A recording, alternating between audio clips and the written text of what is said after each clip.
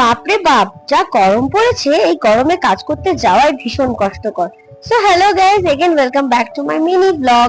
তো আমার এই শুটের ফটো ভিডিও অলরেডি তোমরা আমার ফেসবুক আর ইনস্টাগ্রাম প্রোফাইলে দেখে নিয়েছো। যদি না দেখে থাকো, অবশ্যই আমার ফেসবুক আর ইনস্টাগ্রাম প্রোফাইলটা চেক করে নিও, আর অবশ্যই আমাকে ফলো করতে ভুলো না।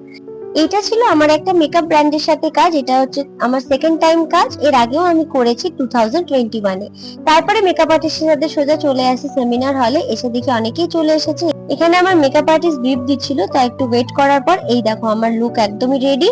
আমাকে কেমন লাগছে অবশ্যই তোমরা জানাতে ভুলো না। মেকআপ হয়ে যাওয়ার পর ফটোশুট করে পরে সোজা চলে যাচ্ছিলাম আমাদের যে রুমটা দিয়েছিল সেখানে খাবার খেতে। আর এটা ছিল আমার দুপুরের লাঞ্চ।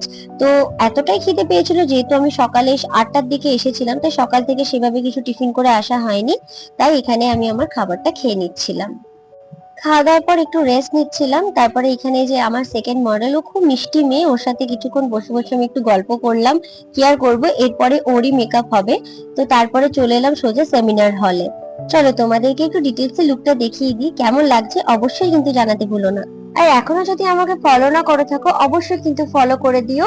আর ভিডিওটা কেমন লাগলো অবশ্যই কিন্তু জানিও। দেখা হবে next video. Till then tata, by.